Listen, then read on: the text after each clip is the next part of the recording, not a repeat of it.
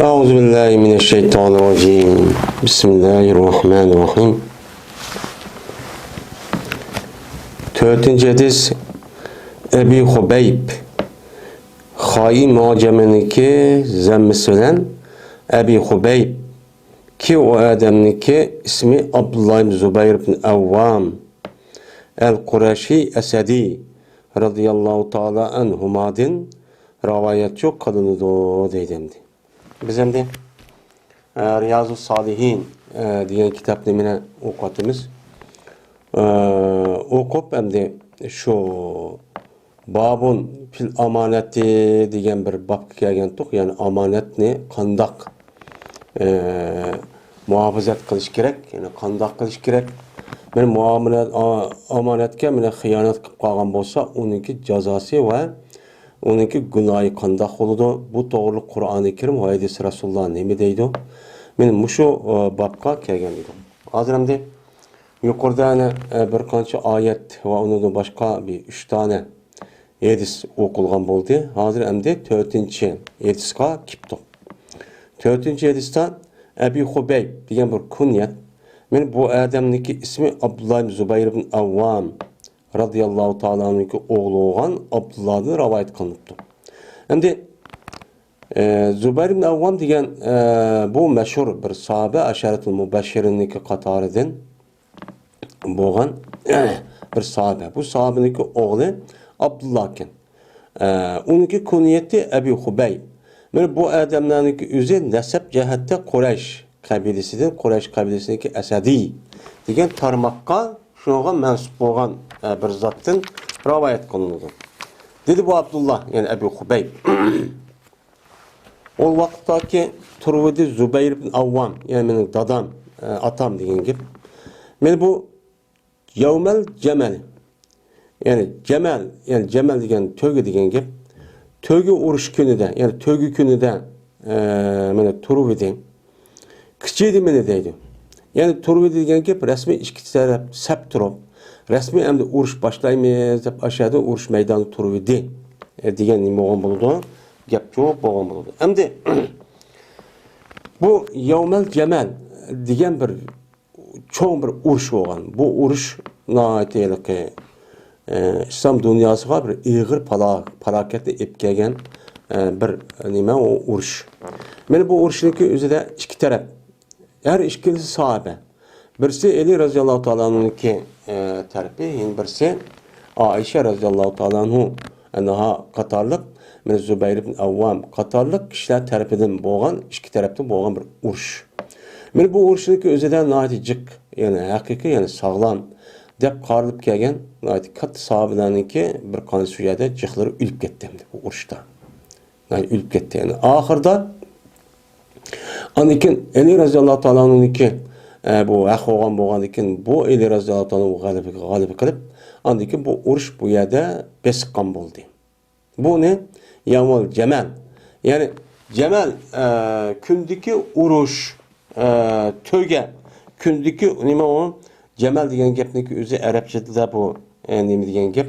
Yani töge degan gap bo'ladi. Bu yerda bo'lgan voqeaniki o'zini bu töge degan voqeaniki o'ziga bu yerda nisbat berishi.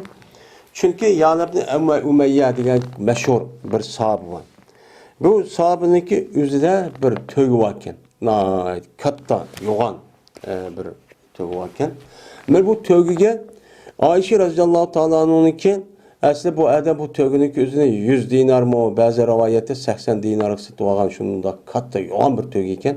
Şu töge Ayşe radıyallahu ta'ala'nı bu yerda 19 ekan. Şunun töpside turun deb. Şunun bilan anadikin bu yerda urush bo'lib, şu Ayşe radıyallahu ta'ala'nınki taraftarlari Ayşe radıyallahu ta'ala'nınki tögesiniki etrafida turib mushundaq urushchu qildi ekan. Urush qildiki, shuni urush qilaverib, shuni oxiri qanday bo'lgan? Ayşe radıyallahu ta'ala'nınki mingan bu tögesiniki o'zini bu yerda o'ltirib o'tdi. Ya'ni qo'saqqa pichoq qilish binasi tegib yoki neyse şunun bilan bu yerda andaki yiqilgandikin bu yerda bu taraf mag'lub bo'lgan bo'ldi. Mana bu urushniki o'zi tarixiy hijriyniki mana 36 yılı Cumadiyan oğla deydi, bazıları Cumadiyan uxramı deydi. Şu vaktin üzerinde boğan bir uruş. Şu uruşniki üzerinde yevmel cemal, yani töge günü, yani töge niki vakası boğan bir uruş. Dep bundan nima qildi, atıldı. Mana şu günün üzerinde Zübeyir ibn Avvam degan bu sahabe, yani radıyallahu ta'ala anhu, Ayşe radıyallahu ta'ala anhu tərpidi tutqan. Şu vaqt özüdə, şu uruşumuzda resmi səp tutub turğan vaqt özüdə, mən dedi Zübeyir ibn Avvam deydi, oğlu, turğan vaqt özüdə kişiydi məni deydi. Hem akıl deyip mən şu atamla kaşıdı çok tuğdum. Tuğsam atam dedi ki, yani Zübeyir dedi ki, ya bu neye? Hey oğlum, cezbeşen, ben bugün günde fakat öldürülen kişi, yani bugün gün öldürülen kişi, ya zalim ya ki mezlum. Yani işkilisi neyme bu? İşkilisi Müslüman, sahabe.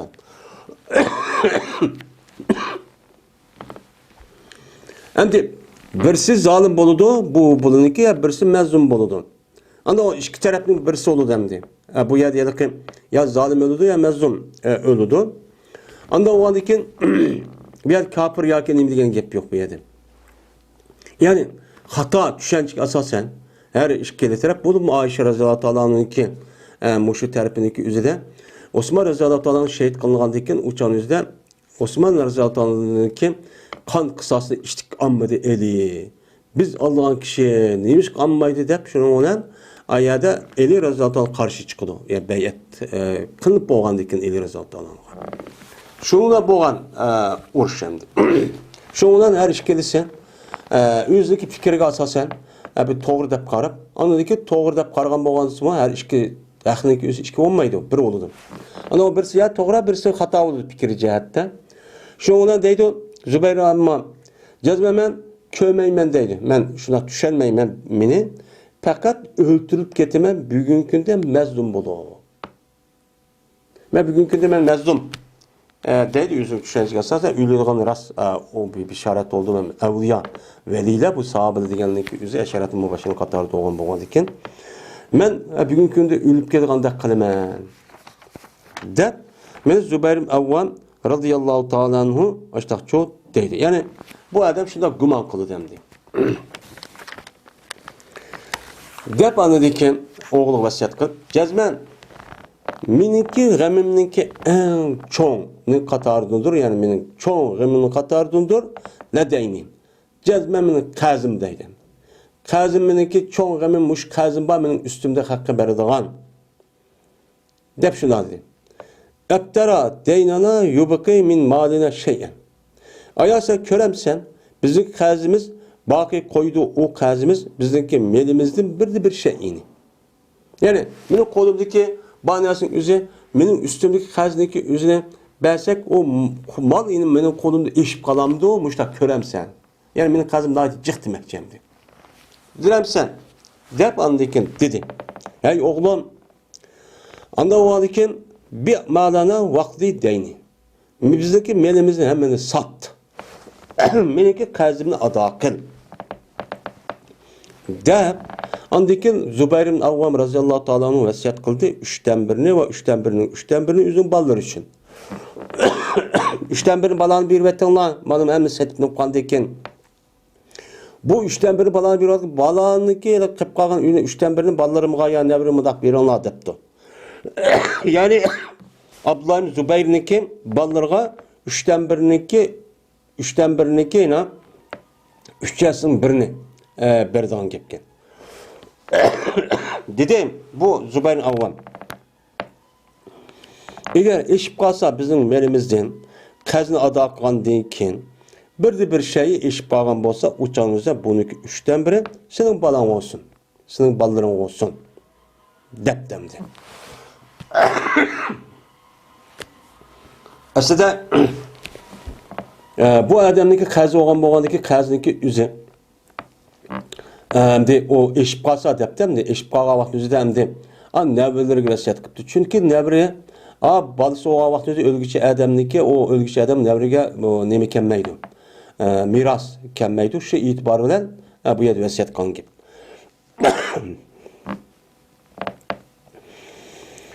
Ve Didi Şam ve Berti Abdullah'ınki balları cezmen mene beraber bu kalgan dedi. Beni Zübeyir'inki ballarınki bəsige nime kalgan beraber çok bu kalgan. Yani Zübeyir bin Avvam'ınki bir mençe Zübeyir bin Avvam'ınki iki tane balısı varken. Zübeyir bin Avvam'ınki iki tane balısınınki bəsige nime kupta beraber okup. Yani demek iki tane oğlu varken Zübeyir bin Avvam'ınki Hubeyb ve Abbad dediğin bu ikisindeki balısı varken de bu Abdullah'ın oğlu balları bununki oğullarına ten bup kaptı yani iki balının oğlu. Şuna anığı vesiyet kutmana kılmay balısı çıktı. Mene şu Abdullah üçün şu günlerde 9'dan oğul 9'dan kız var idi deydi. Yani 18 tane balısı varken. Dedi Abdullah ehval şu. Şundan kıldı bu Zübeyir vesiyet kıldı bana yüzlük kazini. Ve deydi o vesiyet kılıp. Hey oğlum ya bu ne ya dep ben deyim. Yani mihribanlıkla deydi o deyim. Oğlum deyim oğulçuk deyen gep. Cezben eğer aziz kelsen benim kazim şu kazimden bir şeyini ada kılışını sen aziz kelsen pes yardım kılın sen şu kazını ada kılışkan benim Mevlayım bile. Benim Mevlayımdı yardım kın. Hem de Mevla degen gep. Yani Allah Teala'nın işli tuldun. Hem yakın bir adamın işli tuldun. Hem o adamlık azatgari yani azatgardan yani azatgar o kulluğuma amında işli tuldun gibi. Anda o bu gep yüzü müben bu kaldı mı ya da? Şundan eğer bu kazdaki üzerine ada kılmışsan benimki Mevlayımdın.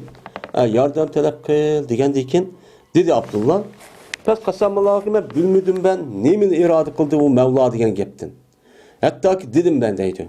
Hey ata ya ebeti. Yani mihriban bir söz hem de. Ya ebedi isim buludu.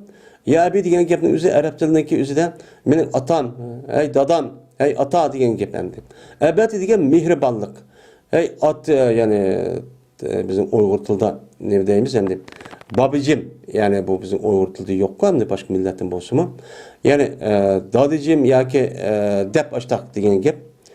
Men Mevlak, sen Mevlan kim? Degendeyken Abdullah Zübeyir depti ki Allah. Allah'ın Mevlayı. Eğer ma kazimini ada kılamısan Allah'ın yardım talep kıl. Hakkı ondan mudahçut demeyin depti. Mene dedi Abdullah oğlu. Kasem Allah'a ki ben düşünmedim ben bir musibette şu Zübeyir'in Avvam'ın kazini ada kılış. Hakkadaki oğlan bir müşkillik ki ben çüp kalmadım bu ben.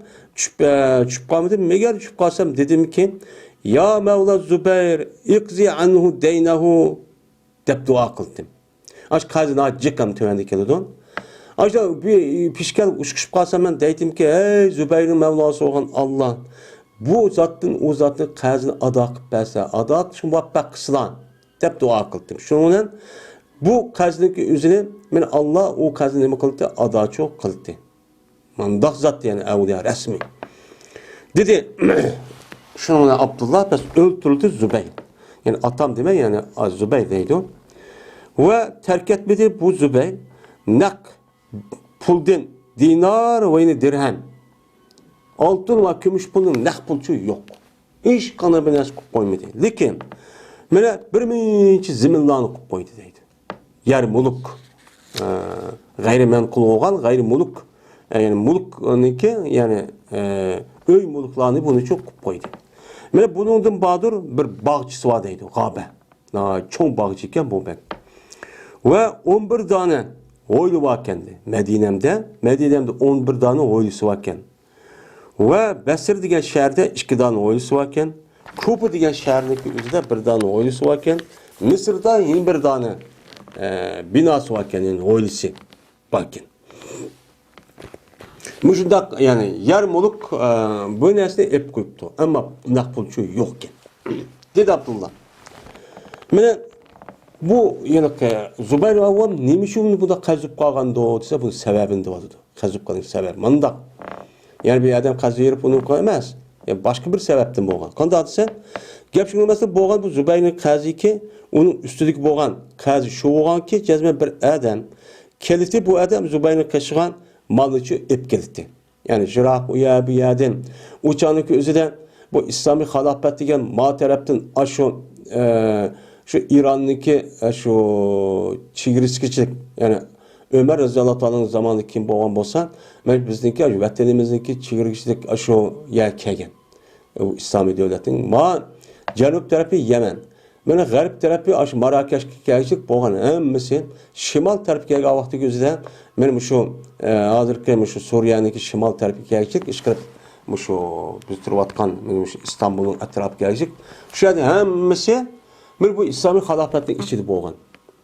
İslami halafetning içinde boğandikin uçağımızda ayet bir adam keldi, ma tarafı keldi, kelgendiki mal hep keldi.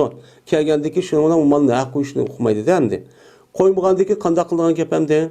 Voy omonat deydigan bir ish bo'ldi demdi. Omonat ko'p uni haq qiladigan ishlar bo'ldi. Shuning bilan bu odamning o'zi qaziblik sabab shu bo'lgan. Endi hozir qarab baksak, bu bir bütün İslami coğrafiyaniki o'rnida hozir qancha davlat bo'lib ketdi. O'sha katak.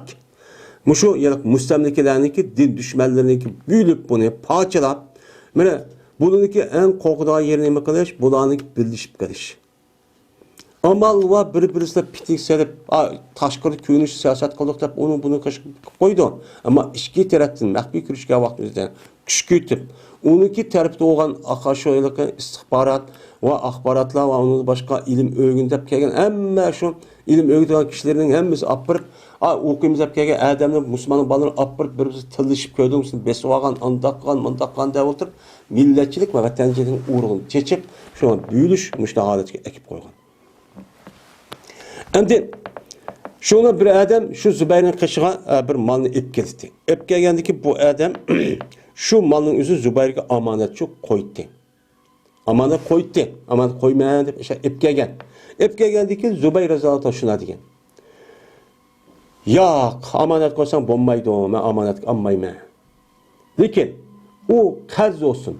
Ben kaz verip de neymiş kan? Çünkü ben korkum ben şu malınki yüzüden zaya alıp geçtin. Sen bana amanet koymadık, o bana hiç kanı çakılışım bombaydı. Şu betim turuş gerek. Uçağınız dese Medine'm ki sen o bir tarafı degen şarktan yine bir tarafı garipten şu bir iş kucağı tövbe şah jirahiyadi gelirsen kelgi tövbe şulup geliyordu demek cemdi. Kelgi bu mal şu betim turuşu zaya alıp geliyordu. Onu diyor ki o manman karz verip tursan boludu deydemdi. Dep anadikin deydi Abdullah oğlu ve ego bombagan idi bu Zübeyir radıyallahu anh'ın her güz bir imarat yani emir bu bahmagan. Ve yine cibayet ve bu mal ne mesela şu zakatı şu bir nesin jığılğanğa onda bir işlemi çoğu o adamın yüzü çoğu onun çoğu kıpahmagan. Yani malını çıkarıp kahne kokoduğu malını çıkarıp onda bir işlemi çoğu kıpahmagan ve yine haraç Neskim ilgip bakmagan. Yani haraç ki İslam devletindeki pırasılıp yaşayan Müslüman bulmagan millete haraç alıdan baş. Yani bunu ilgi çok bakmagan. Ve hiç kanda bir nesli ilgip bakmagan bir zat. Yani bu pulun kirişi başka yerde demez.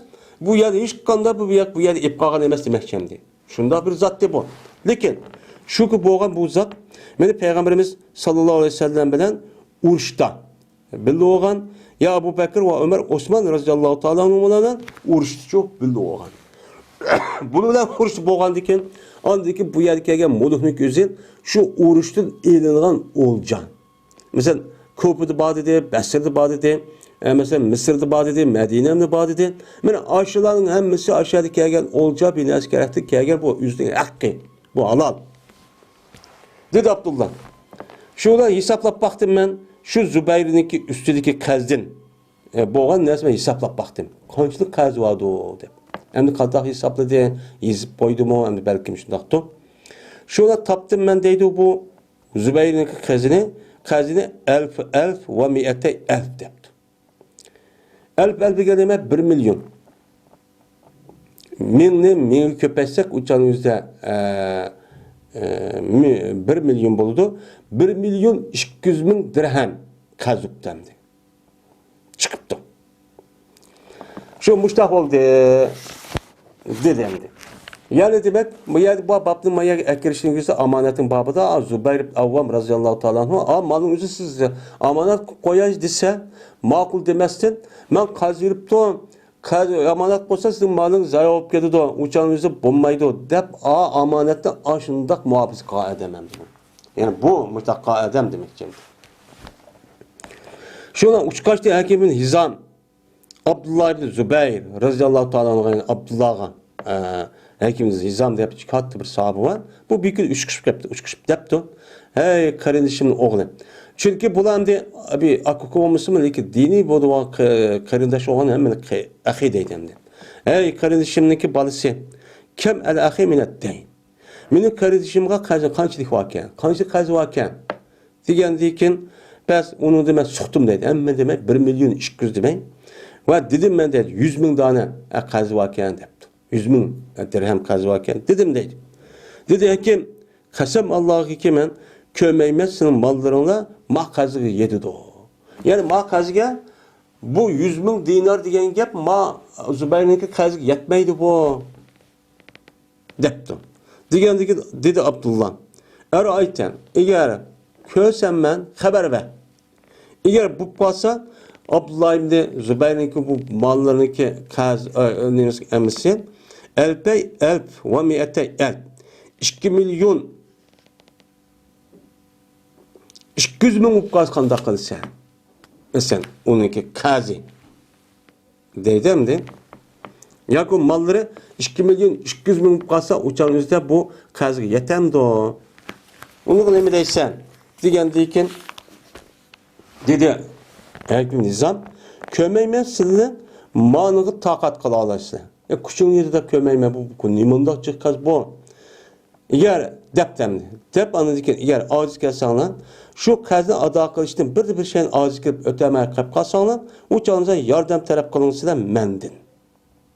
Men yardım kılın mendin soranlar depti. Yani Abdullah ibn Zübeyir Avvam razıyallahu ta'ala diğer vaktimizde sen eğer aciz kelsen sen benim Mevlayimdin sonra diyen Allah'ı sonra digenti. Men Allah tapşı da adam resmi hem de iman nim boğan diken. Şununla kömenden özlüğünü kıl ma adam ana ben bermen onu hatırlayacağım babam da Allah aştak evet edemler. Yardım aştak kılan gap Allah. Dedi Abdullah. Ve boğan edemdi ehvalde vardı. Zübeyir Avvam yani dadam. Cezmet setvagan edin bağını. 70 ve 100 elf. 700 bin 70 bin 100 elf diye 100 bin 70'ni 70 oldu. 70'de 100 bin ise 700 bin. Yani 700 bin'e dadam beni bağını setvagan edin. Pes onu dedim bunu Abdullah 1 milyon 600 bin sattı dedi. 1 milyon 600 sattı. Ondakin tudi. Bu Abdullah pes dedi Abdullah.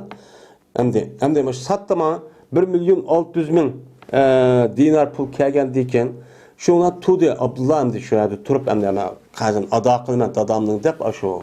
Yani tudi degende oltu tudi emas yani ada kılış için tudi deyen gap. Turup dedi ki bir adam ki şu adam için Zübeyir'in üstüde, Zübeyir Avvan'ın üstüde bir şey isip kalgan olsa bizge nemek son pel yuvapina bil gâbeti. Pes o adamın üzeri tapsın ula o adam bizni aşı bağının sebebiyle tapsın. Yani bağını setip diken tep aşın sebebiyle nemek oldu o adam tapı diken bağının sebebiyle o adam üzeri kazı tuluk nemek alalaydı. Digendeki şunun bu Abdullah'ın kışkı Abdullah ibn Cafer diye adam kitto. Ve boğan idi şu Abdullah ibn Cafer'indeki Zübeyir'in üstünde 200 bin 400 elf yani 200 bin tane dinar dirhem kaz vakin. Dedi bu Abdullah ibn Cafer Abdullah için eğer halısınızlar bu kazı meselesi terk etvatım. Siz kuvveti men bunu. Halısana eğer ötemeydikana işip kalsın amma men deptim. Digendik dedi Abdullah ya undaksan bulmaydın. Dep andaki dedi. Digendikin yine Abdullah ibn Cafer depti. Eğer halısana kılınma bu kazını anda bir vaktiki keçirse eğer keçirsen. Zahadır vermeyin. Falan vakti vermeyin dep keçirse keçir vermeyin. Hazmet tutmayın bu kazını depti. Dedi Abdullah ya undaksan bulmayın nakfir vatma degen gepte. Digendikin dedi Abdullah unda olsa men üçün şu kazınki üzü bana birden kis beranla, ayır beranla. Aşo 200 bin kaz var o. Şu men bazı bermende bir büyük pesan buludu. Hemen yok salmat. Digendikin Dedi Abdullah. Yani şu bağdın degan gap yoki bo'lmaydi ya, baq kelsin degan gap keldi Qarg'anchoqning o'zida. Endi 700 ming satgandan keyin uni 1 million 600 ming setibdi. Andagi debdi. Andagi degandiki shuni bilan dedi Abdullah. Sen uchun mojoyni mushu joygacha men bo'lsin debdi. Bog'ninki nemisi bundaq bo'lib bergan şeydi. Dedi Abdullah, mana bu sattı Abdullah bunundan. Andaki qazi sattı, onu sattı, andikin ada qildi. Mana o Zubayrning yüzündeki qazini va uni to'liq bir shaklda nima qildi? To'liq bir shaklda vafo qilib, uni uchun berdi qazini. Ammo va kelib qoldi bunida yana 4,5 ulush kelib ketdi. Yani 1 milyon 600 olgan bo'lsa 4,5 ulush kelib ketdi deydi hamda. Ondan keyin kelib qoldi keldi bu adam Muaviy roziyallohu anhu Shamga ketdi. Muaviyninki qishida şu vaqt kelgan vaqtida Amr ibn Osman, Munzir ibn Zubayr ibn Zam'a degan kishilar bor ekan. Shu chog'da Muaviya bu odamga debdi Abdullahga, "Kam quvimatul g'abatum." Qanchalik baholandi yana bog'ni. Bak çok meşhur bog' ekan u. Degandek dedi Abdullah, "Kullu sahmin 100 alf." Her bir nemisi ülüşü 100 ming dinar, 100 ming dirhem bo'ldi debdi. Degandek Muaviy roziyallohu debdi ki, "Kam baqiya mina." Buniki qazidan, yani setilgan bağning o'zi qancha qilib qoldi degan vaqt dedi Abdullah Zubayr 4,5 ulush qilib qoldi, qolganini setib oldim degandek dedi Munzir ibn Zubayr. Men bundan bir ulushning 100 ming men olay dedi. Yani 3,5 qilib qoldi. Va andiki dedi Ömer ibn Osman, men bundan bir sahmini 100 ming olay dedi hamdi. 2,5 qilib qoldi men. Şundan dedi İbn Zem'e. Üçüncü adam. Ben bundan bir ülüşne 100 ming almayan dedi. Şundan 1,5 ulush qilib qoldi. Ondan keyin dedi Muaviye, "Kim baqiya minha?" Bunu qancha qilib qoldi degandek dedi Abdullah, 1,5 ulush qilib qoldi degandek dedi Muaviye, "Jazman oldim men bu 1,5 ulush qilib qolgan bu narsaning o'zini men 150 mingga men aldım. 150 ming dinarga, dirhemge ben bunu için aldım debdi. Şunu setip oldu hemen. Dedi Abdullah ve sattı. Abdullah ibn Cafer yüzünün nisibini Muaviye'ye 600 ming septi. İbn Cafer, Abdullah ibn Cafer ağantı 100 ming ama aşını. Onu hem de paydip 600 ming setipti değil mi? Pes o vakti tüyüydü İbn Zübeyir. Parik oldu İbn Zübeyir'inki oğlu olan yani Abdullah deydi. Hem de Abdullah'daki bir ravi rivayet kodudur. Mene yüzdeki Zübeyir'inki qazidin. Mene ada qilishni mene Faruk tugibdi dedi Zübeyir'in balları. Zübeyir avvamniki balları var. 4 ayalı var ki bu adamniki. O adamın cık balları var ki. Zübeyir'in balları depte. Çok oğlu Abdullah olgandaki depte de. İksim beynena mirasına. Yani da o ki bizim oturumuz bizim mirasımız taksim kıppa diye. Qazimiz tüygendiyken depte. Dedi Abdullah, "Qasam Allah'a taksim qilmayman oturaldan, siz bu mirasni men taksim qilib sizni buyurib bermayman. Hattoki tovlaydi bir tovlg'ichi men haj mavsumida 4 yil. 4 yil shu haj mavsumida o'sha berib, "O, Zubayr avvomni qazi bormi? Kelsin" deb, mushu mavsumniki o'zida haj bo'lgan mavsum o'zida tovlayman. Onidagi bo'lmasa uni eshib qolib buyurib berman debdim. Aga ular nima tovlaydi? Aga oğluna cezmen bir adamınki şu adamınki Zübeyir'in üstünde bir qazi olsa bizga kelsin. Biz onu ne qilib beramiz, ada qilib beramiz deb 4 yil mushtaqchon tovlaydigan shu gap deydi. Onu da chiqmasa ya ishib qolsa aniq bo'lamaydi. Shuni bilan o'ltirdi Abdullah har yili tovlaydi mavsumda. Haj mavsumimizda har yil tovlab shu Mina, Arpat, haram etrafıga davamlı tovlab adam ya tovtup açtaq qulluk davrugan adam mushtaq çok qildi deydi. Biz o vaqtda ütüp 4 yil. 4 yil o'tdi. Hech bir adam meni nima qilmadi, qazim badab kelmadi. Kelmaganligi taqsim qilib berdi. Meni Abdullah bularniki o'ttirsa bu Zubayr avvamniki melini taqsimchi miras taqsimchi qilib berdi. Ve badi 3'ten 1. Başında 3'ten 1 ballarım yani ballarım verdi yani 3'ten 1 nerede? Ülüp ketken mirasındaki nemisi aldık qazida atayım qazida veremiz. Onundaki miras, onundaki vasit var mı yok mu? O vəsiyyətin 3'ten 1 oldu da, andaki vəsiyyət verip, andaki taksim kılan ki. Şu 3'ten 1'ni yüzün ballarına, berdi Zübeyir için 4 ayal vardı. 4 tane ayal var ki. Yetti her bir ayalga elf ve miyette elf. 1 milyon 200 bin den yetipti. 1 milyon 200 bin dirhem yetipti her bir ayalga. Uçağımızda 4 ayalga da 4 milyon 800 bin. 4 milyon 800 bin dirhem gümüş pul yetidi degan gibi. Mene bu Zübeyir ve Avvam'nınki menin hemmisi 50 elf ve miyata elf. 50 milyon. Elf bu 1 milyon olsa 50 elf. 50 milyon 200 bin. 50 milyon 200 bin iken. Satkan pulunu mesela maşallah cep çıkıp gitti. Hem aş setep ağaça işip kalgaması uyagen ticaret kalgaması onu setip müştak olgan gibi. Müştak olup ketken dedi yani. Men müştak kılan dedi. Yani demek men amanetli müşundak caydı kısa. Ben Zübeyir'in avvamdak.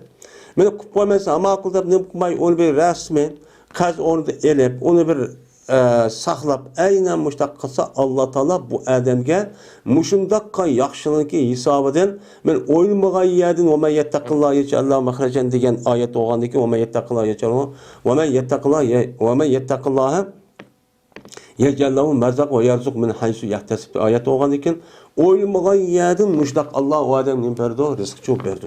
Bu amanet bek muhim. Amanetlik faydasını mushtaq nima qilmana ko'rgan deydim. Men bu hadisi İmam Buxoriy rahmetullah aleyh rivayet çok kıldı deydi.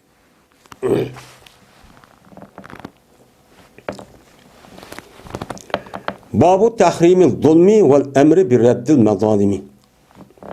Men bu zulümni haram kılış ve zulüm kılgan zulüm kılış arqı elvelengan narsani rad qilishninki qaytirib berishga bo'lgan buyruqning nimasidir o babudur bu deydi. Endi birinchi zulüm zodi nima u haram. Zulümni haram qilish. Zulüm kim haram qiladi? Alloh haram qiladi. Peygamber aleyhissalatu vesselam qiladi, haram qiladi. Kimga? Men mu'min, men musulmon degan kishiga. Men bunun üstüde ayet ve hadis nimdep geldi, muşun üstüne bak. Endi zulümni haram kıldı. Haram degani qat'iy qilish bo'lmaydi. Qilish qat'iy bo'lmaganiki agar o adam o haram bo'lgan narsa qilib qolgan bo'lsa, ya bu dunyoda ya o'lgandan keyin mengu nimada qolgan gap do'zaxda shu qolgan gap agar tövbe qilib yoki aqlini ado qilib bermasa. Endi zulüm degan nima? Neçqata deyildi? Zulüm degan her qanday bir narsa olgan bo'lsa, ya'ni vazu şey, ya'ni her qanday bir narsaniki o'ziniki boshqa o'rinda nima qilish, qilib qo'yish. Ya'ni bir narsaniki as o'rni bor. Shu o'rniki o'zini qilmayın, uni boshqa yerga yo'tkab ashildaq qotgan bo'lsa, mana buni deymiz, zulm deymiz. Yoki bir narsaniki o'ziniki asl loyiqida ash joyida olgan bo'lsa, o çağın özde bu narsa o'zini bermay, uni yo'tkab boshqa yerga yetkaş arqaq bu adam nima qildi? Uni endi bir shiqisi, ya'ni o'ziki g'ayri bo'lgan odamniki mulki va egdorlik narsaniki o'zini o adam nima qo'yish, tasarruf qilish, ishiltib berish, mening deb berish. Ya'ni o odamniki qo'lidagi narsaniki o'zini meniki deb evelish, o'g'irlab, aldab, yolg'on gap qilib qo'yib. Men bularniki hammasi va'dasiga vafo qilmay, yolg'on gap qilib, saxtikorlik qilib, aldab, qo'yib tashlagan narsa hammasi nima bo'ladi? Mana bu zulmdan kelgan, zulm qilish orqali kelgan nima u mal bo'lgan bo'ladi. Bunda qilishniki o'zi nima bu? Haram. Endi bir narsa yana bir narsaga o'rni qo'yish degan gap asli har narsaniki o'ziniki ma'lum muayyan bir o'rni oldu, mertebesi oldu. Mana har qanday narsaniki o'rni mertebesi bo'lgandiki, shu o'rni mertebesiga asosan shundoq muomala çok qilish kerak. Agar uni shundoq o'zgartirayotgandan keyinlar, bu odamniki haqqi shuti. O adam bermay, o adam qilgan bo'ldi, o adam zulm qilgan bo'ldi. Bu nima zulm? Ya'ni mayli er olsun, mayli ayol olsun, ayol olsun, uyda apisi olsun, har qanday narsa olsun, har qanday narsaga o'ziga tushliq bir haqqi bor. Hem o'ziga tushliq buni ishiltish ma'lum doiq bo'ladi. Mana shu narsaning o'zini u yerga bermay, onu evelep, onu qo'g'lab chiqarib qon bo'lsa u zulm bo'ldi. Masalan, bir odamniki Bedenniki yüzün üstünde mi var? Hakkı var. Men neç kata değildi. Onun başka erinin ayağının üstünde, ayağının erinin üstünde, balının atının üstünde, atının balının üstünde. Mene hoşum dağçılık dedik. Hoşum dağçılığın üstünde bir-birisinin üstünde hakkı var. Onun başka Müslümanlar, Müslüman bebek cemiyet yaşanırken ittifaklı bir yerken bir-birisinin üstünde nemisi olurdu, hak hukukçu buludu. Men bu şu hak hukukunun her birisinin öz caydı beğenmeyin. Aşırıda kuatkan olsa o adam ne kan buludu? Zulüm. Kanço buludu. Yeni bir sadece gayrinikin mülkin o adam ne kaptığım diye o adam ruhsuz tasarruf koyuptu. Tasarruf kuatkan olsa uçan üzerinde men o adamın kulluk malken, pulken, yakim ya öy mülkken yakin imiken değil. Men aş neslik üzerine yak olmay bir millet itibarıyla bir yani Allah Teala şu millet biripti. Yani babasını tatip aşağı yaşaptıkken. Yaşandıkken onu ikinci bir kişi gelip o yer baskın yani millet tecavüz gelip onu evelep açta zulüm urup açta kan olsa bu mu ne bu oldu yani? Gayrininki mülkü olan nesli onu zulüm kırıp haksız evagan bolu bu mu zalim bolğan? Bu mu ne o? Haram. Hamdi anda o vaqtki zulüm degan aşı olgan bolğandiken bunu kartta İslam dinimiz nima deydi? İslam dinimiz şu zulüm kılınış arkalı kişinin hakkını tasarruf kılıp yep açta koygan bolsa kuyup şu canın üzerinde İslam dinimiz aş neslinin üzerinde öz sahibine nima kılış gerek? Yandırışı gerek. Bunun nima var? Buyruk var. Bu buyruk yani var. Emr bir reddi nadalim degan şu. Zulüm kılgan neslinin üzerine o adam eğer men mümin, Müslüman hem de hemen tövbe kılıp gidip kalay, bunu hani okumap demen dese, aş nesliki hemmini oğurlap ağan, aldap ağan, kuyup ağan, yalgan gep ağan, sahtkarlık ağan, urup ağan, bulap ağan, aldap ağan, mesela göllep ağan deydi. Benim vəzi tutmay ağan, benim batırlıqın bəməy turub onu payda ağan. Digərlədək müştaq nəsə oğan bolsa, o malın üzününki egisi oğan bolsa, hayat oğan bolsa, onunki üzgüçü yandırıp verir. Andık tövbesi məqbul. Eğer o adamın ülüp ketken bolsa, varsızlığını imkılgan gep, onu tuqqanlarga varsızlık berdigan gep. Ev ağan pulunu aldap, ev ağan pulunu aşındak mal mülkününki üzerinin. Eğer o adamın varisleri yok, varis yok olgan bolsa, eğer İslami devlette olgan hazine koyuş, yoki olmaydı onu garip miskillerge onu imkatiş gerek, bir vetiş gerek. Garip miskillerni bir vetişte o adam benim mülküm demeydi, hahniki amaleti deme, ipqağan dem. Bunu kartta şu adamın ben pulunu bədeyim, yokup kaldım, garip miskiller bədeyim, deydi. Adı bunun sevabı yok adam gibi ülüp ketken yok adam olurdu. Ama evağan aldap evağan adam hiç de bulmaydı. Eğer bunu ben kıldım deyip konuda, benim nimitten, ben Allah bana sevap bir defa kalsa okup bunu ki haram ikkenligini din çıkıyordu. Eğer okumayma da kalsa günahkar olurdu. Lakin o adam da bulmaydı. Yani bu red kılıştaki sebebi çoğu muşum. Tövbe kılışı bilen birler başta tövbe degen babıtı öttü. Anda o andakin aynı olan nesneki üzerine müştak nemi kılış gerek, onu kaytırış gerek. Andaki bu kaytırganlık oldu. Bomuz şu pulunu taz nemi vakti üzerinde açta tep aldım deyip koşun toplap oğru, yanlışlıkla kımavaz aldap sokup andaki kahnin hakkını aşındak aldap kuyup andaki evelep andaki ben bayu aldım deyip andaki bir mezlik aldım tövbe kıldım deyip o tövbe kılıp namaz okudum deyip kahnin cemaat işi kirivelep bundak aldamsızlık kısa bu sahtikar. Bu yeni bir aldığan boludu. Bundak adamniki namazı məqbul emas. Bu adamın kan tövbesi məqbul. Tövbenin məqbul oluşu aş ağan pulniki üzerine iktisat mal mülküniki kayısı nəsə oğan bolsa aynı aşını berisiz. Aviyatı degilimizde ya yüzge hayatta oğan bolsa ya varisleri ya gayri miskin bir vatsız. Kolu tüken hemen nəsə şudak olsa bir vatsız. Anniki resmi tövbe appaq oğan bolsuz. Bomuz şu uçanızdan yeni mən tövbe kıldım deyip yine Allah'ın aldığanın üstü aldap, xahni cemaatini aldap, hem ağır günah olduğun gibi.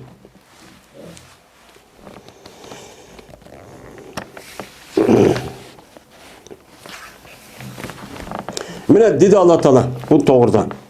Mâlil zalimin min hamimin ve la şafi'in yuta.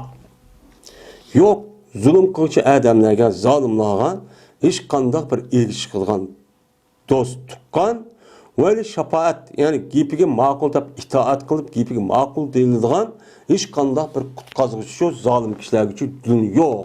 Dunyo va oxiratda deydi. Ma dunyoda ma unuga zolimga unuga yantayoq bo'lgan hech qanday bir narsa shu kishi bo'lmasi kerak. Ha unda qilib qoldi bu bo'lmasi kerak. O'lgandan keyin asli Yana onu kutqazman deb ma dunyoda zulm qilib ashtaq kishining haqqini o'g'irlab ashtaq, aldab ashtaq evagan bo'lsa, buni qarta bir odam orga kirib yo hokimiyat boshqon voy efkapga ishni bo'lmaydi, anda qil deydigan bunda ish yo'q. Hem ahiretim umuçu kutquzlarına dözak kirdi ana. U yardımcı yo'q deb Alloh taolo mushtaq dedi. Anda o'ndikin zulmniki mena oqibati zulmga kelgan jazo mushtaq nima o ig'ir. Unda o'ndikin ma dunyoning o'zi darhol nima qilish kerak uni o'lishdan burun. Derhal yandırıp etip tövbe kılış çok gerek. Yine dedi Allah Teala: "Ve ma lil-zalimin min veliyyin ve la nasir." Mene zalim boğan, zalim kişilerin özüge hiç kanda bir ego kişi yok, ego çıkıdığan ve yardım berdiğan kişi yok dep Allah Teala çok muştak çok dedi. Ondan ondan zalim lağınınki özüge ego çıkıdığan, yardım berdiğan hem tuqqanları hem dostları yok olgandikin biz mi meni ya şu yalıqı zalim bulup hata işini kılıp aramını yapıp kalan adamın tarafını tutsak çok olmaydı. Derhal bizim tuqqanımda, ağırımda işini olmaydı deyip o ara kirip kalsa uçağın üzerine biz egi çıkıp kalan bulumuz. Allah egi çıkmagandan ki biz silim degen gap, sil onun için egi çıkmanla o zalimlağa, onun akıbeti eğir tövbe kıson degen çok gap bolu dendi. Ama yetiş gelsek. Yedisi şuna deydi. Men bu yedisinin katarıdan Ebi Zer radıyallahu ta'ala anhu'nunki babul mücahadeti diyen aşı yedisindeki aşı babdaki ahırda ütüp ketken bir yedisi var. Men şu yedisinin üzülümün zulüm adamga qandaq bir azap okubat bolğanlığını ki üstede yuqurcu ütüp ketken de o yedisi var. Endi yedisiga kelsek endi birinci yedis. Cabir radıyallahu ta'ala rivayet kılındı. Şuna da yazman Peygamberimiz sallallahu aleyhi ve sellem dedi: "İttakul zulme." Kişilerge zulüm kılıştın. Sizler nima qilinglar? Ehtiyot qilinglar, dikkat qilinglar. Bundan çok qo'rqinglar. Mana zulme, yani kişilerge zulüm kılıştın. Özünüge, kişilerge, balvaqınlığa, tuqqanlarga, musulmonlarga ve başka canlılık cansız nesnenin özüge zulüm kılıştı nima qilinglar? Özünü qo'vdanglar. Özünü çok qo'vdanglar. Her gün zulüm qilib ishqi berib qolmanglar. Deydi endi. Nimishqa? Çünkü zulüm, yani şu dünyada qilib qolgan bir zulüm mana kıyamet günü neçe ming hassa zulüm ketidi. Neçe ming hassa zulümatun yawmal kıyamet. Yani kıyamet günüden bayağı bir qilgan zulümün özü, ya kichik olsun, çoğ olsun, kıyamet günde bu bir qilgan zulümün özü kıyamet günde neçe hassa, neçe 10, neçe 100 ming aşında mana zulümçü bo'lib ketidi. Onda oğan için bu dünyanın özüde zulüm kılıdığan işlerini özüde sizler nima qilinglar? Özünüz üçün tatıllar. Bunu dikkatli qilinglar. O nim bo'lmaydi aldab yap qazı. Olay men yaşa olay.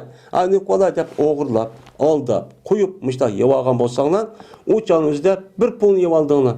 Qiyomat uchun necha million pul bo'lib ketadi. Necha million, necha ming million işte pul bo'lib ketadi. Bu hamda kishining haqqida avg'andi ekan. Bu nima bo'ladi? O kishining haqqini yevaganlik siz hammani bilan rohatlandingiz qilib buniki qarshidan ekan. Buniki jazosi ash dunyo shunda chiqolgan gap bu.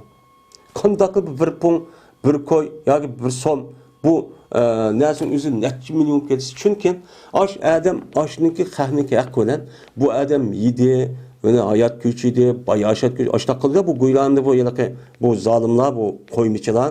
Men uyda yashaymayda mashinalarni elishib, uylarni kelib ashta qilib qahning bo'lib men boy deyishib kiki ikki tarafga shundaq mengish g'azdi.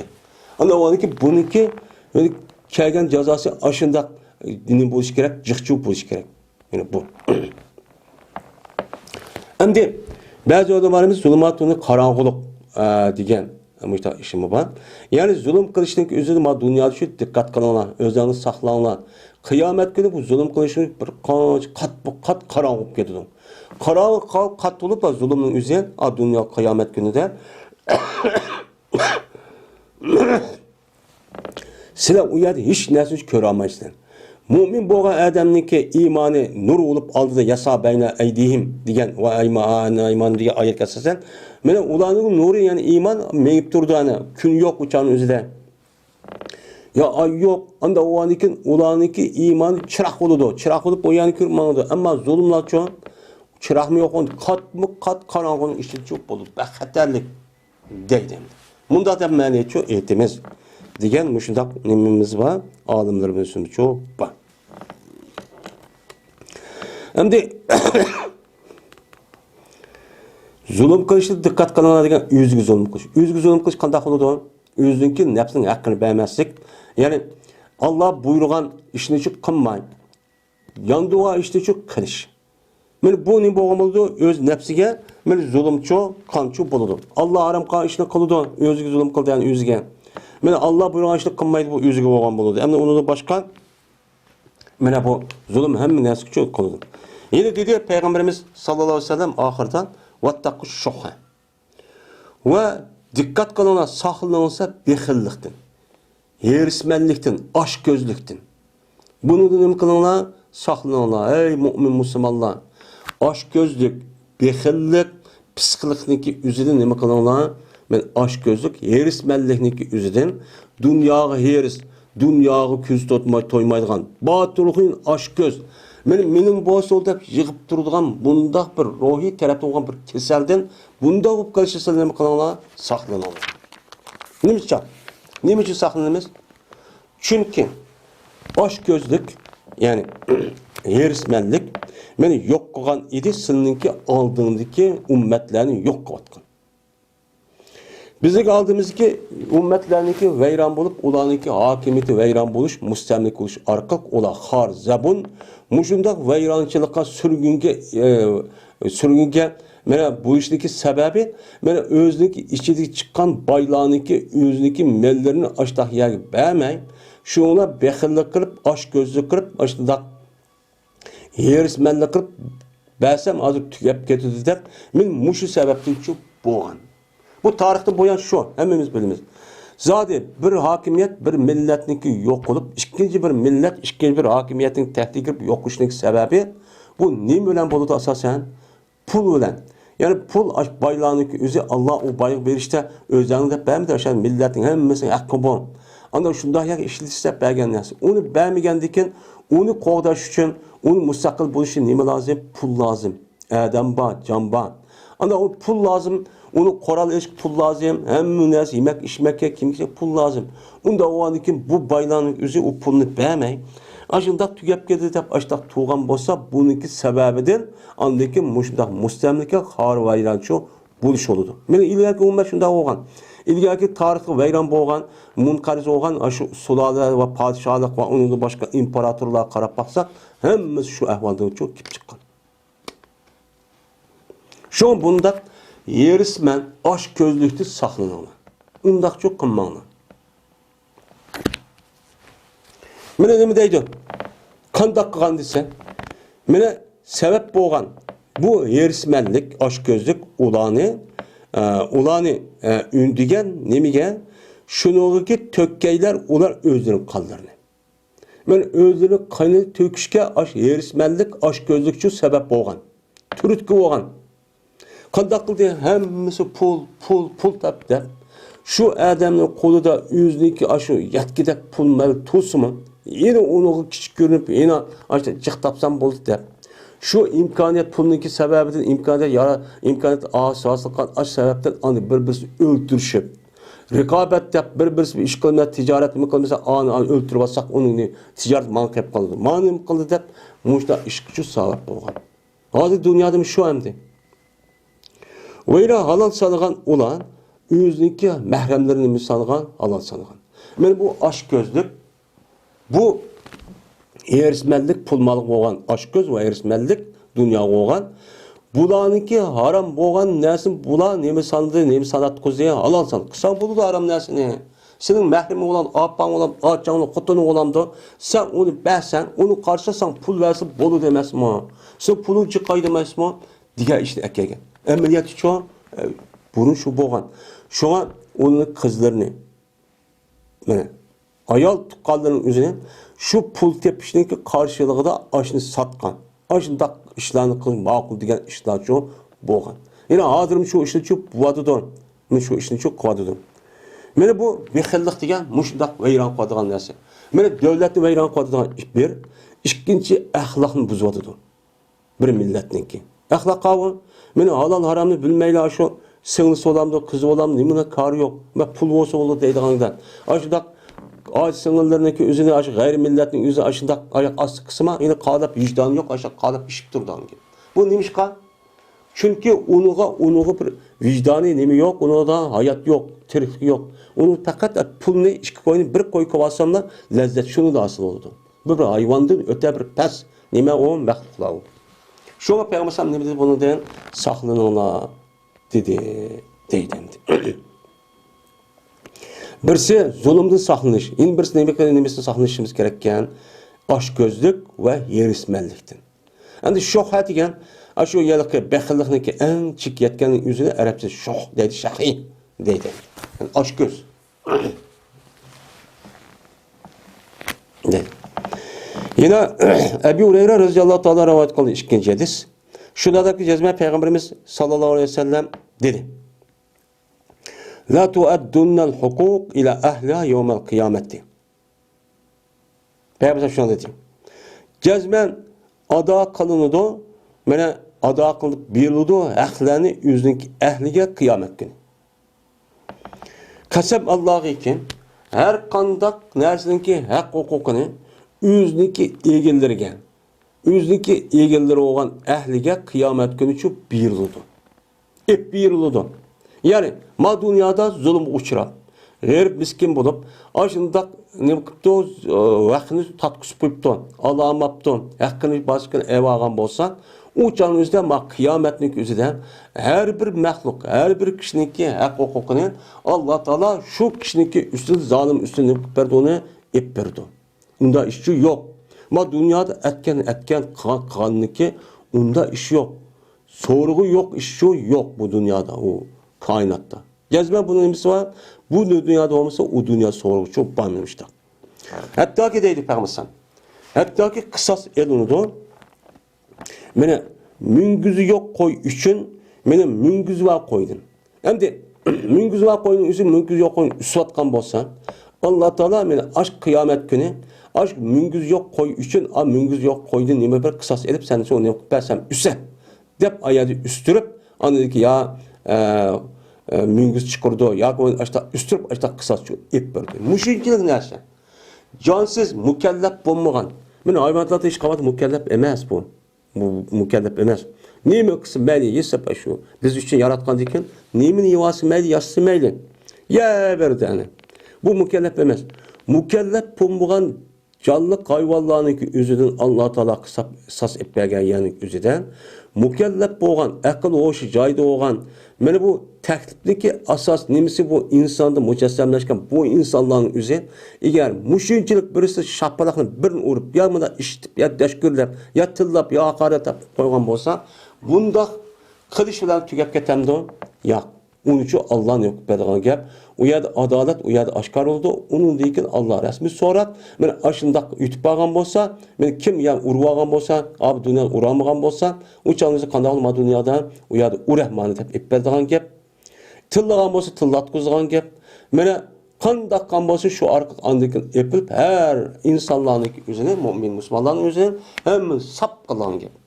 Sapkal kalbide hiç kana bir nemi yok, adavet yok. Pakiz bulup andaki cennetke şu çağın üstü andaki nem kılan gap, cennetke kılan gap.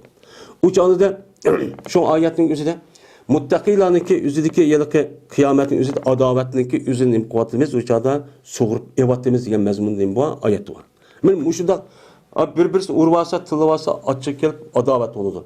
Bu nesin hemen şu Allah Teala acı sonrakını hemen boğandıkken cennet girişinin aldı da aşağıda bir yani köylük var aşağıda andıkken ayet toxtutup andıkken kısa şöyle etberdiğin gibi. Andık pakızıp cennetteyken rahat, parahat, şunda salametlik, şunda bütün lezzetin hemmisi yaşaydığın gibi. O yerler gaj guyup benim ayet kıvağandı bana tügeydi o, bulmaydı. Rahat ki neyme o zit. Şu an onda iş yok kanmaydı. Bu ise İmam Müslim rahmetullahi aleyh rivayet çok kıldı. İbn Ömer radıyallahu ta'ala rivayet kıldı diye İbn Ömer. Bir tuk biz meni söz işittik. Heccetul vida diyen gapni söz işittik. Bu heccetul vida nima degan gapdi? Bu hacetli vida de. Peygamberimizniki şu vakti özüde hem de şu ağzı çıkan gapniki ma'lum bir derecede hacetli vida deb gap bo'lib ekan. Bunu o'qimabdi ekan. O'qimay bu nima degan gap bu hacetli vida? Ya'ni hajji degan haj qilish degan vidani qo'shish degan gap. Qo'shish hajji deb bir gap endi bu mazmun ma'nosi. Unda u qo'shiliq hajji degan nima degan gapdi bu? Deb bu gapni deyishdik deydi. İbn Umar radhiyallohu ta'ala. Bizning o'ttirimizda beni az-Zuhrina. Bilmaydik hajjatul vida degan nima? Bunu bilmaydik deydi. Şu qarğançanın özündə Peyğəmbər şu hayatdaki axırda yəni 10-cu il qıldı hamdı. Şunu ki sal aldı keylərdə müjdə həccetul vida oldu həmmimiz çıxımız gerçəkten bir gap tutdu kəmi deymi? Bunu bilməydik deydi. Hətta ki mənə Peyğəmbərimiz həm detdi Allah Peyğəmbərimiz Allah Taalağa və Allah'ın nima qıldı? Sanaço etdi. Yəni sana etdi. Allah həm detdi başda qıldı yəni 10-cu il həcc olub. Həcc müşşid şu qıldı. Yəni şu Erpat'ta işte hutbe okuduk hem de bu. Yani haccetul vidanın hutbesi şu. Andaki dedi. Gibi ne kıldı Peygamber Mesih-i Deccal'ın. Mesih ki o Deccal. Yani Mesih diyen gep, sılı diyen gep, sılanğan. Yani bir küzü yok. Bir küzü var diyen gep buldu. Deccal'ın kazzap diyen gep buldu. Yani bu Mesih-i Deccal'ın gipini Peygamberimiz sallallahu aleyhi ve sellem kıldı. Onu deyken uzattı deydi Peygamber. Buniki gepiniki zikirna cek yap kıl deydi. Mesih Deccal toğurluk. Ve dedi Peygamber gepini kolansa evet mi diye Allah Teala peygamber evet mi diye işkana bir peygamberinin Miger bolsa mine agahlandırdı bu peygamber yüzdeki ümmetini bu Mesih Deccal'da nima qilgan agahlandırgan. Her kandak peygamber bunu da şu agahlandırgan. Men qandaqsa men agahlandırgan bu Mesih Deccal'dan Nuh aleyhisselam. Yani o Adem aleyhisselam kelgan ikkinchi aba deb atıldıgan, Ebul Enbiya deb atıldıgan. Nuh aleyhisselam yüzüne koymuştu agahlandırgan. Ve Nuh aleyhisselam'daki iki peygamberin her birisi çok bulundum agahlandırgan. Zaten Mesih Deccal çıkıdı, uzak kalmay çıkıdı, dikkat kanaladı. Ve cezmerşen, eğer çıkıp kalsan, bu Mesih Deccal senin içinizden çıkıp kalgan bolsa, pes, mehbi kalmaydı, silge bu şeytanın, bu Mesih Deccal'ınki ehvalıdın. Hiç kanakçı mehbiçi kalmaydı. Sen onu ne kılsın, onu için bilirsin. Yani Mesih Deccal diyen kim o, kandak, onu için bilirsin. Onu almak için dep çok uqtirib bo'lgan. Bas emas anda o'lki maxfiy emas sizga shuki sizning Rabbingdan nima emas u avar emas. Bir ko'zi yo'q ko'rchu emas. Bu sizga maxfiy emas. Va jazma bu Mesih Deccal bir nima u bir ko'zi yo'q ko'r. Ya'ni 10 ko'zi yo'q bir ko'rchu bo'ladi. Go'yoki buniki ko'zi, ya'ni bir dona kalgan ko'zi bir inab bir üzüm turki tap o'rlab to'g'an mush nimaniki yüzündeki ilaka közün yüzü yüzde sen pes oluyor çık adamlarınki. Ama bununki bir tane közü bak yüzden örlep durulgan. Yüzündeki ilaka ma o üzümdeki nimesi de çok töpük çıkıp durdu deydi. Aga oğlan dep benim müştak oldu. Allah bunda emas, Mesih Deccal'cı muşunda dedi. De bu gap ne kıldı? Tüygendeki Peygamber Necdet ve Dalma gap ne kıldı? Dep dedi ki cezmen Allah Teala silge silindeki kanununu yani sizinki kanalın bir-birisi öldürüşüp, yani ahsiz. Muşunda öldürüşünü kandak kıldı, men Allah haram çok kıldı. Ve sizinki mallarını ne kıldı? Haram kıldı. Yani sizin milyonunu bir-birisini aldap, oğurlap, koyup, muşunda sahtkarlık kılıp, evvelişten ibaret olan bu şahsiyeniki mülkini bir-birisini evvelişten ne kıldı bunu diyen Allah Teala bunu çok haram kıldı. Kandak ki sizinki muşu gününki hürmeti okşaş. Men muşu gününki özde kanda işini kısa haram. Bu çanızda bu gapni deyişim. Çünkü bula Araplar muşu haccetin muşu hac aylarındaki işide bulup mu hac faaliyet bolgan 10 günün 11 kaç günün içinde bir işni kılıp bek haram dep qattiq qilmaydi ekanimdi. Bek hürmet dep bilizken ama bular bir-birini öldürüş yani acık öldürdü. Kabilenin bir-birini uruşup neticeli kim kuchlik kasbini tutup solap apırıp qo'l qilib ayta qilgan bir yavoyda yashgan bir jamiyat u. Shundan bir-birini bulab olsa mu halol deb qolaydi, ammo mu yani haramniki mushu haj oyining ustida bak ulug'qa bu yer urush talash qilsak, voy tillasak bo'lmaydi deb ashta qildi. Shu payg'ambar o'xshatishniki sababi shu. Sizniki muşu gününüdek, sizniki muşu şehrinidek, sizniki muşu ayınıdek, şundak bir-birisininki öldürüşü, kanlı tüküşü. Bir-birisinin melini evvel şundak ara. Bu bir-birisini öldürüşüş, bir-birisinin melini evveliş, mağının kargavatıysa pes.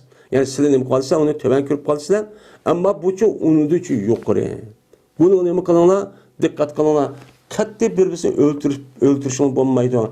Bir-birisinin melini evveliş küçük bulmaydı. Bu bile İslam dinimizdeki bu nizam. Bu haccetle vidaniki mine İslam dininin nizam olur. Agavuluna hel bellaqtu. Men yetküzdüm mü?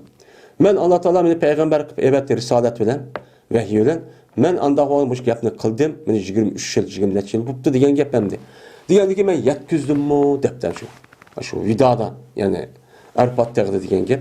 Degandiki dedilar ular voy ya Rasul yetküzlar degandikin dedi Peygamber Allahümme eşhedü salasen. Ey Allah guvalık olsa, ey Allah guvalık olsa, ey Allah şahit olsa, köylü müvakkakını yetküzü de vadı da dep şular dedi. Endi muş aleti oylap bakaylı Peygamber sallallahu qanday aleti degan. Vaylun yak vayhun. Peygamber sallallahu aleyhi ve sellem deb. Voy sizga, vayha degan shu. Yani xatar ahvol degan gap. Voy bichara, voy degan gap shu. Undurun. Hem de sizler, ben başta yetküzüm, hemen koydum. Sizler guvalık bulduğuna, ben Allah'a dua kıldım. Bir-birisini öldürüşüş, bir-birisini ne kılış, melini bulaştın ibaret olan, bu işini kılışkı katli olmaydı. Undurun, karab bakanlar. Öz anlığımı daha bir dikkat kıldım, tekşirip, daha karab bakanlar. Dep anı peygambersem dep ina, la tercu ba'di kuffarin yadribu ba'dakum rekabe ba'd. Siz qaytmanglar menden keyin, men ölüp ketgandan keyin kafir bo'lgan holatdagi qanda sizniki ba'zining gadin urdi. Yani ba'zini o'ltirib, murtad, kafir deb o'ltiradigan kufrning bir qilig'i bor. Bu kufrning qilig'ini qilish orqali mendan keyin bunda bir ishni çok qilmanglar. Birisini qini, bir-birisining ustiga shundoq nima u harom, meni apash degandek. Anda o'g'ani bunda hargiz bu ishni çok qilmanglar dedi. Peygamber aleyhisselatü vesselam muş edis ve onun başka ayet ve başka çık edis var. Bir-birisini öldürüş meselesi şundakçık ayet var. Hem edisi mi var? Men muşundaktırlıkın hazır İslam dünyası devatkan. İslam coğrafyası devatkan yani üstüden. Kanta işler var. Yıl anı öldürüvatkan, yıl mağanın mescidke bomba kuyuvatkan, yıl mağrut murtet devatkan. Bu kafirler Müslüman artık bombaydı bu. Kafirin vücudu hem bombaydı o. Ama Müslümanın içinci bu adı. Bunda boğan deyken biz hem bunu hali bilen bunun haline ama yedisinin ruhi karab bakaydı. Yedisinin buydum da neymi asasa öldürdü o. Kanda dergi bir berip gitti o. Benim muşu azapniki üzüp biz geldik rasmiken Muşa sersam bakıyoruz. Mene bu hadisi İmam Bukhari rivayet kıldı ve İmam Müslim yukarıki hadisini ki mene ba'si nima qilgan bo'ldi? Rivoyat cho'qqan bo'ldi. Ve ahir da'vana alhamdulillahi rabbil alamin.